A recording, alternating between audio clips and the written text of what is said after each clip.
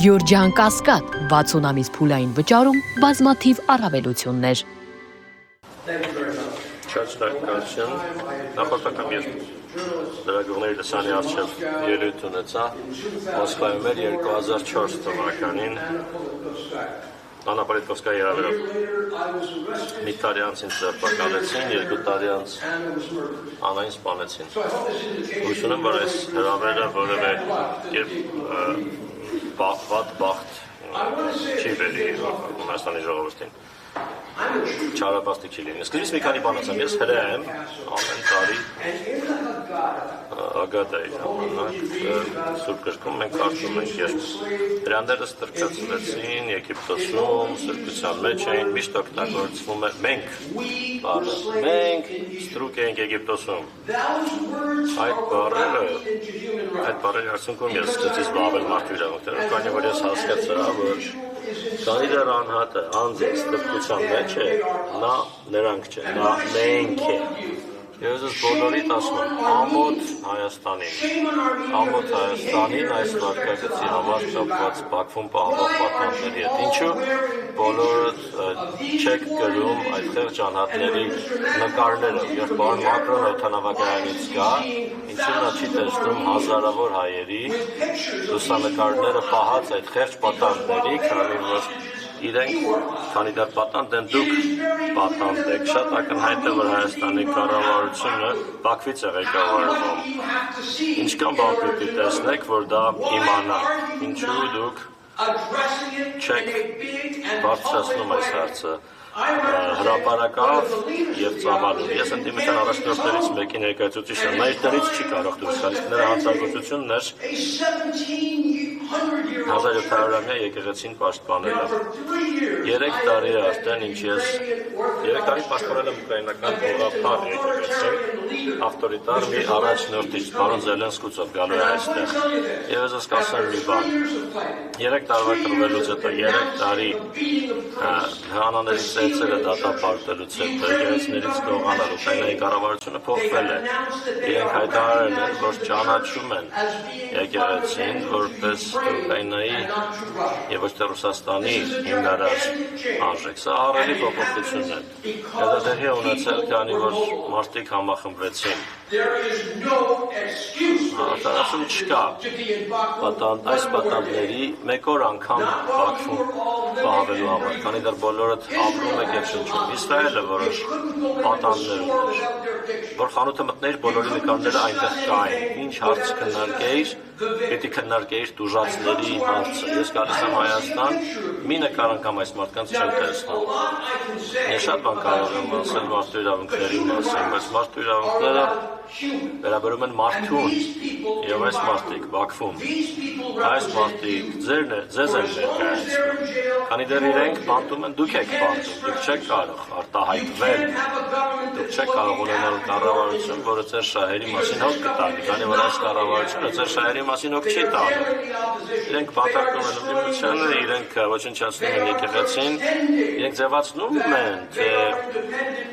անկախ են, և մենք բոլորս գիտենք, որ իրենք անկախ չեն, բայց դուք նստած եք այստեղ և հյուրընկալում եք Եվրամիությանը, որ շատ լավ բան է։ Ստավի անունից կարող եմ ասել, մենք գրկաբաց ընդունում ենք Եվրամիությանը և Եվրամիության սկզբունքները, բայց ինչ մեկը խնդրում եք ինձ ասեք Եվրամիությունը որտեղ է։ Ես ուզում իմանալ այդ մարդիկ ովքեր են, որ ձևացնում են, թե իրենք Եվրամիությունն են, որովհետև Եվրամիությունը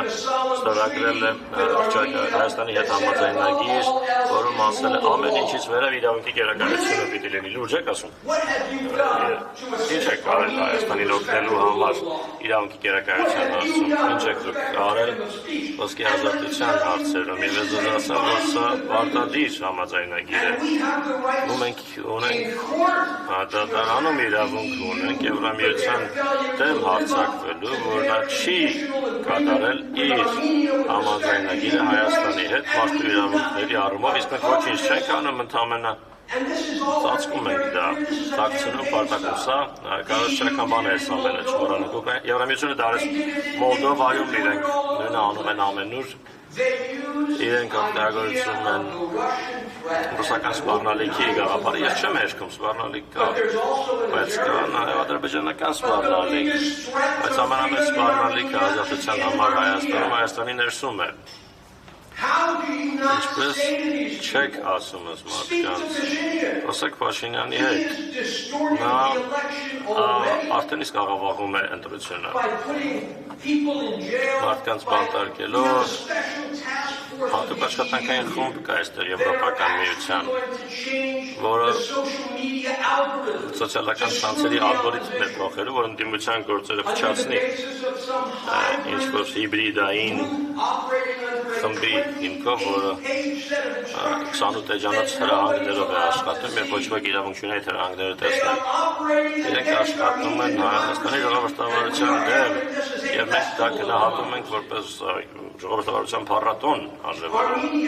Հայաստանը չի կարող հանգիստ նստած մնալ։ Իրենց մարդիկ էթնիկ զտման են յետարկվել, իրենց առաջնորդները պատանդ են Եվրամիությունը իր իսկ սկզբունքներին հավատարիմ չի մնալ և այս պատանդների լուսանկարները չկան։ Որտեղ են այդ լուսանկարները։ Մենք ընդամենը իրավաբաններ չենք, մարդ ենք, մարտարարած, ընտանիքներ կան, ովքեր կարոտում են իրենց ծնողներին, ինչու այդ ընտանիքները շքերթի մաչ են անցկացնում փողոցներում, որ երբ Եվրամիության հետ բարձրաշրջանները կան, ստիպված լինեն անցնել պատանդների լուսանկարների կողքով։ Ահա, մարդու իրավունքների ակտիվիստները ամբողջ աշխարհում նման բաներ են անում։ 8 երկրներում ինձ արգելել են մուտքը։ Ես կարող եմ ասել ինչպես ենք բոլոր այդ երկրներում մենք կռիվ տվել։ Հայաստանը պետք է իր նստած իրքից վեր կենա և քայլեր ձեռնարկի, որոնցով պարզ կդառնա, որ երբ շարունակում ես թույլ տալ, որ պատանդներ անմարդկային վիճակում մնան, և ես բարձր եմ գնահատում ՄԱԿ-ի աշխատանքային խմբի դեմ արձակում, այնտեղ այն անձի հետևից գնացիկով ակնհայտորեն այդ անձը անկախ չէր։ Նույն այդ մարմնի կազմում մենք վերջերս Տանզանիայի դեմ մի գործ շահեցինք Ուգանդայի դեմ, Ուգանդան ու Տանզանիան համագործակցության կազմակերպությունից դուրս էին շփոթվելու։ Շատ բան կարելի է անել, դատարան գնալուց զատ, շատ բան, որ կապված է մարդու իրավունքների հետ, ազատության հետ, կրոնի ազատության հետ։ Ձեր կյանքի ամենակարևորագույն, ամենակարևոր սկզբունքներն են հարձակման ենթարկվում։ Կաթողիկոսը պարզապես անհանջեն ձեր պատմության ներկայացուցիչն է, ձեր լեզվի, ձեր մշակույթի ամեն հարձակում նրա նկատմամբ հարձակում է ձեր նկատմամբ և դուք դուր եք մնում։ Դա անընդունելի է։ Այսպես չէ, որ պետք է մարդու իրավունքները պաշտպանել, որ Սիրանուշի և մի քանի այլ իրավաբաններ միայն դա անեն։ Պետք է խաղաղ օրենքի շրջանակում դուրս գանք փողոց և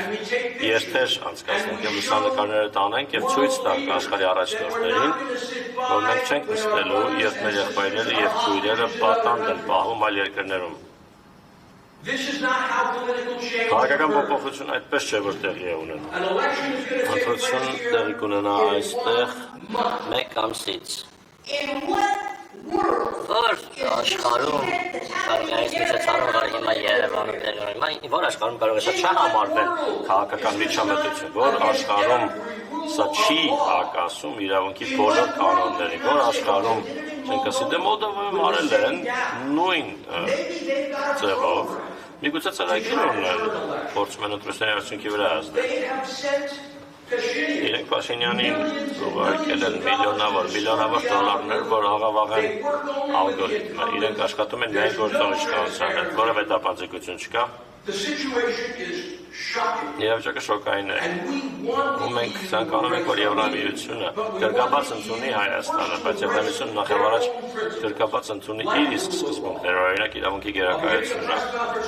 Ես մամլոասուլիսով հանդես կգամ մեր ուսումնասիրության փաստաթուղթն հրապարակվել այն շատ ծավալուն է, թե Եվրամիությունը ինչպես է խախտել իրավունքի գերակայությունը։ I want to thank you for allowing me to speak. I'm going to shut up now because I'm so Շնորհակալ եմ, ես exercised. շատ But I got you երկար չեմ acclimated խոսի, with sincerity. ես վստահեցի, լսեցի, այն ամենը ինչն է կարագեց, Յանուշին ինչի միջով անցել են իրենք եւ իր ստարտները, հերիք եւ ավարար է, բազմաթիվ են ահավոր հասարժող պատմությունները Հայաստանում կապված Արցախի հետ, կապված ազատազրկված այս մարդկանց հետ, քանի որ ազատազրկումը շարունակվող նվաստացումն է Հայաստանի ժողովրդի սխմում, որպեսզի իրենք ենթարկվեն, որպեսզի ընդունեն անընդունելին, սա սրա մասին է, մեկուսի իրավիճակ չէ, նրա համար է, որ մարդիկ ստիպված լինեն անընդունելին ընդունել,